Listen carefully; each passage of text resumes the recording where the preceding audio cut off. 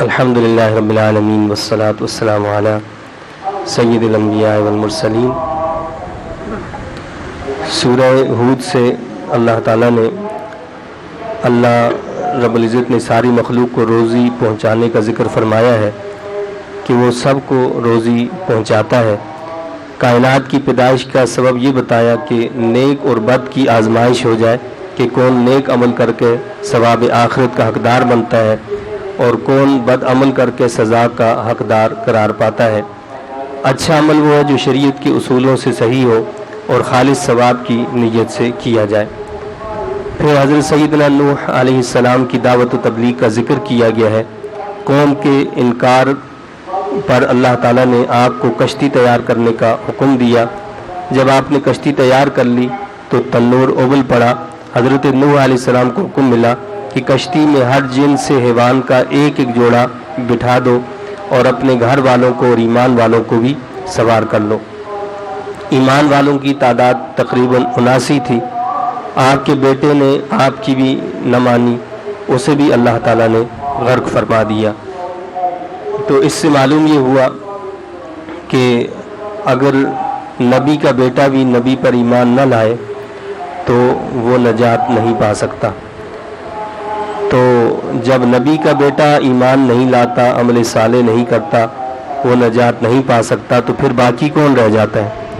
کہ کوئی سمجھتا ہو کہ جی میں کسی پیر صاحب کا بیٹا ہوں، میں کسی مولانا صاحب کا بیٹا ہوں، میں کسی فلاں کا بیٹا ہوں، تو اللہ کے ہاں یہ چیز نہیں دیکھی جاتی، وہاں یہ دیکھا جاتا ہے کہ ایمان اور عمل صالح کتنا ہے۔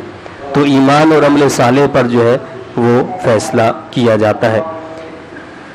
قوم عاد کی طرف حضرت ہود علیہ السلام کو بھیجنے کا ذکر کیا، پھر ان کی دعوت و تبلیغ کا ذکر ہوا، لیکن ان کو بھی قوم نے جواب دے دیا اور ان کی دعوت کا انکار کر دیا۔ بالآخر اس قوم کو بھی اللہ کے عذاب کا شکار ہونا پڑا۔ پھر قوم سمود کی طرف حضرت صالح علیہ السلام کو بھیجنے کا ذکر کیا گیا ہے۔ آپ کی قوم نے بھی انکار کیا اور اونٹنی کے پاؤں کاٹ ڈالے، اور آخر کار اس قوم کو بھی اللہ نے ہلاک فرما دیا۔ پھر سیدنا ابراہیم علیہ السلام کے بارے میں بتایا گیا کہ ان کے پاس فرشتے آئے اور انہوں نے اسحاق علیہ السلام کی پیدائش کی آپ کو خوشخبری سنائی۔ حضرت ابراہیم علیہ السلام اپنی مہمان نوازی میں چونکہ بہت مشہور ہیں، تو آپ نے ان فرشتوں کے لیے فوراً جا کر جو ہے کھانا تیار کر لیا، بنا ہوا گوشت لے کر آئے، اور جب ان کے سامنے رکھا تو انہوں نے کھانے سے انکار کر دیا۔ تو آپ ذرا گھبرائے، کیونکہ کوئی دشمن بھی اگر کسی کے گھر جاتا تھا تو وہ کھانا ضرور کھاتا تھا، اور اگر کوئی کھانا نہ کھائے تو یہ سمجھا جاتا تھا کہ یہ کوئی بہت خطرناک دشمن ہے جو نقصان پہنچانا چاہتا ہے۔ بہرحال ان فرشتوں نے کہا کہ ہم تو فرشتے ہیں، اس لیے ہمیں اس کھانے کی ضرورت نہیں ہے۔ پھر فرشتے حضرت سیدنا لوط علیہ السلام کے پاس پہنچے تو آپ بہت پریشان ہوئے، کیونکہ قوم کی بدکاری سے آپ بہت غمزدہ تھے۔ تو ان فرشتوں نے کہا کہ آپ فکر نہ کریں کہ ہم اللہ کے فرشتے ہیں۔ پھر قبیلہ مدین کی طرف حضرت شعیب علیہ السلام کو بھیجنے کا ذکر فرمایا گیا۔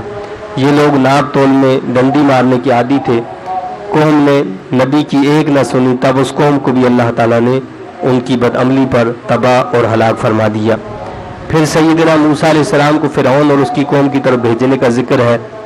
نماز قائم رکھنے کی تعلیم دیتے ہوئے بتایا کہ ان الحسنات یذہبن السیئات، نیکیاں برائیوں کو دور کر دیتی ہیں۔ یعنی اگر انسان نماز پڑھتا رہتا ہے تو اس نماز کے ذریعے سے، اس وضو کے ذریعے سے انسان کے گناہ جھڑتے رہتے ہیں۔ اللہ تعالیٰ سے دعا و التجا ہے کہ اللہ تعالیٰ ہم ان تعلیمات کی سمجھ عطا فرمائے اور ان تعلیمات کے مطابق عمل کی توفیق عطا فرمائے۔